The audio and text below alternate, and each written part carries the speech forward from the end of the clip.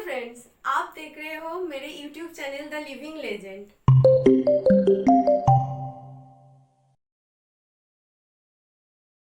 सचिंद्रनाथ बख्शी भारतीय स्वतंत्रता संग्राम के एक प्रमुख क्रांतिकारी थे।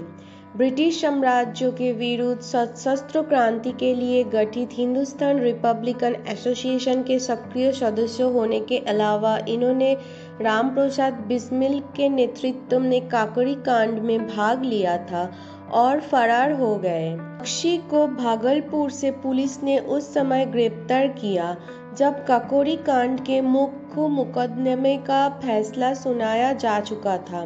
स्पेशल जज JRW बेनेट को अदालत में काकोरी षड्यंत्र का पूरा मुकदमा दर्ज हुआ और 13 जुलाई 1927 को उन्हें आजीवन कारावास की सजा दी गई।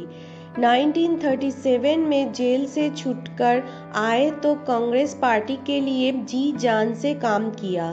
स्वतंत्र भारत में कांग्रेस से उनका मोहभंग हुआ और वो जनसंघ में शामिल हो गए।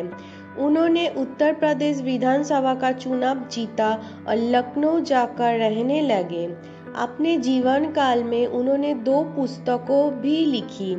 सुल्तानपुर उत्तर प्रदेश में 80 वर्ष का आयु में 23 नवंबर 1984 को उनका निधन हुआ। बख्शी का जन्म 25 दिसंबर 1904 को बनारस में हुआ था। उनके पिता मूलतः बंगाल के फरीदपुर जिले के रहने वाले थे, जो बाद में बंगाल से आकर संयुक्त प्राप्त आगरा व अवध के शहर बनारस में बस गए थे। सचिन दा ने FA की पढ़ाई छोड़कर कुछ क्रांतिकारी कार्य करने की सोची।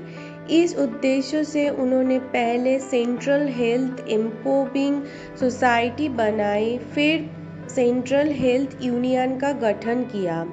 हेल्थ यूनियन के बैनर तले उन्होंने बनारस के नवयुवकों को संगठित किया और तैराकी को कई प्रतियोगिताएं आयोजित की। 1923 में दिल्ली की स्पेशल कांग्रेस के दौरान वो बिस्मिल के संपर्क में आए। उसके बाद वो उनकी क्रांतिकारी पार्टी HRAM में शामिल हो गए। कुछ दिनों झांसी से निकलने के बाद एक अखबार का संपादन किया। काकोरी कांड में प्रत्यक्ष रूप से भाग लिया था, परंतु पुलिस के हाथ नहीं आए। घर से फरार हो गए और बिहार में पार्टी का कार्य छुपे तौर पर करते रहे। उनको भागलपुर में पुलिस उस समय गिरफ्तार कर पाई जब काकोरी कांड के मुख्य मुकदमे का फैसला हो चुका था। उन्होंने और अशफाक को सजा दिलाने के लिए लखनऊ की विशेष अदालत में काकोरी षड्यंत्र का पूरा मुकदमा दर्ज हुआ। 13 अप्रैल 1927 को उन्हें आजीवन कारावास की सजा दी गई। इसी मुकदमे में अशफाक उल्लाह खां को फांसी की सजा हुई थी।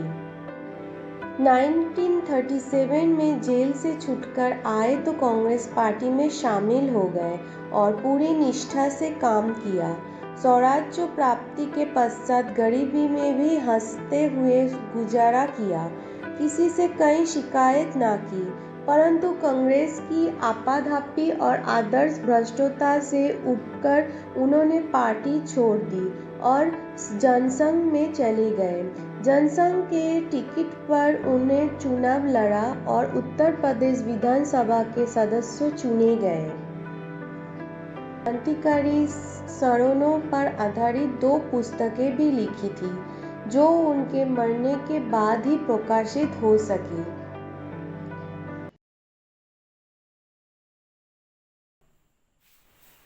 तो आज के लिए इतना ही। मैं फिर से आऊंगी आपके पास एक सुंदर कहानी के साथ। Thank you. प्लीज फ्रेंड्स, मेरे वीडियो को देखिए, लाइक कीजिए और सब्सक्राइब कीजिए और कमेंट पे बताइए आप कौन सी लेजेंड के बारे में सुनना चाहते हैं।